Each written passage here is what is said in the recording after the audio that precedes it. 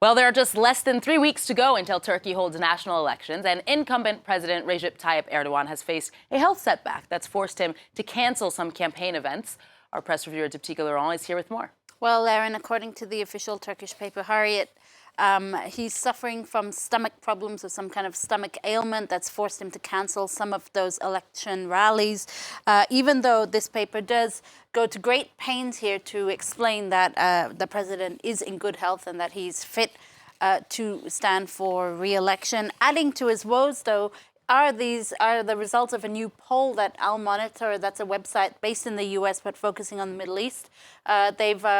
They've published some results of a poll with Turkish voters, which shows that Erdogan would be tied at 45% with his rival, the main opposition leader Kemal Kılıçdaroğlu, in those elections. Polls indicate that this election will be the tightest in Turkish electoral history. Voters' top concerns include the economy and inflation, of course, but also corruption. There's also a lot of anger towards the Erdogan government over its handling of that devastating earthquake earlier this year. So all of those concerns playing into these elections. According to this article, a staggering 96.7% of Turkish people are registered to vote, so we can expect perhaps a very high turnout. The Daily Sabah, another Turkish paper, has published this opinion piece in which the writer argues that if Erdogan indeed does lose these elections, well, he will be sorely missed by the West. The West will, quote, pine for him like he were a needle in a haystack. The writer also hailing Erdogan's 21-year stable governance and warns the opposition against any illusions it might have that their candidate would do a better job, Aaron. We'll change gears now, Dipti, and head to Sweden, where a young Ethiopian immigrant selling flower pins for charity has gone viral thanks largely to social media. Yeah, it's a story of 12-year-old Murhaf Hamid. It's been widely relayed in the Swedish press, and he's a 12-year-old Ethiopian boy born in Sweden, but he's not a Swedish citizen. He simply wanted to sell flower pins like most kids do in Sweden around this time of the year for charity. Well, he wasn't having much success. Allegedly, he was the subject of some very unkind comments while he was trying to sell these pins. All of that changed, though, when a family friend posted a social media post in which she explained his backstory, that he was born in Sweden, but he's Ethiopian. His family's asylum application has been rejected, but they haven't been deported, so they're kind of in this limbo right now. He's now, thanks to that social media post, he's now sold 2.4 million krona worth of flower pins. That's about 250,000 euros that he's raised for charity. Even the Prime Minister, Ulf Kristersson, who himself purchased a flower pin from this young boy, Murhaf, came to his defense after he was the subject of some racist comments by Swedish politicians.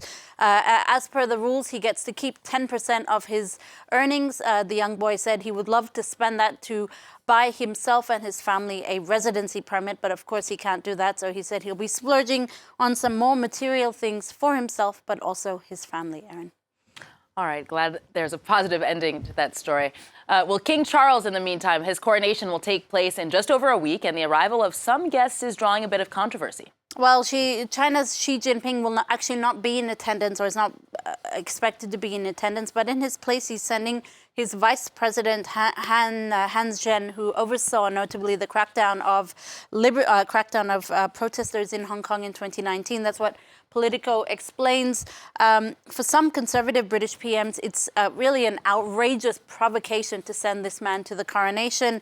The Daily Mail also focusing on this on its front page, noting that he's just one of two perhaps controversial invites to the coronation, the second being Michelle O'Neill, the Sinn Féin leader in Northern Ireland. It's why the Daily Mail today says these invitations could put you off your coronation quiche. All right, we'll change gears now and talk about another point of contention with China. That's the repatriation of Yaya the panda from a U.S. zoo amid claims of neglect.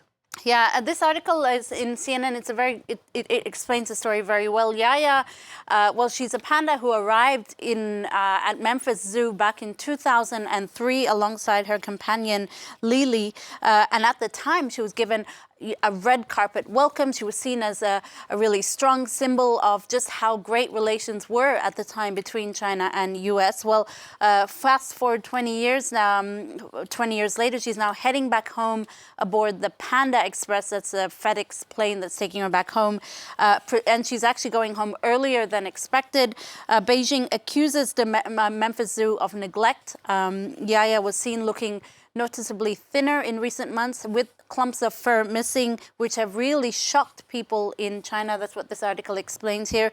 For some Chinese people, she's even become a sort of glaring symbol of U.S. repression and bullying of China, all the more so because her companion Lily died of heart disease just a few months ago, which has really aggravated those claims of neglect. Now, I'm sure you don't want to end on a story like this, so let me end on a video of a Twitter feed that I've just become a big fan of, which posts videos of cute animals doing cute things. Aaron, this is, again, not particularly newsworthy, but it's just cute. A couple of kid goats having a great day. Let's see if I can show you that video again. Just having a great day. I hope your Thursday is as fun as this one for these kid goats. Love goats. I think they're my favorite animals. So thank you very much for that positive note. Again, Diptyque Laurent with the Press Review.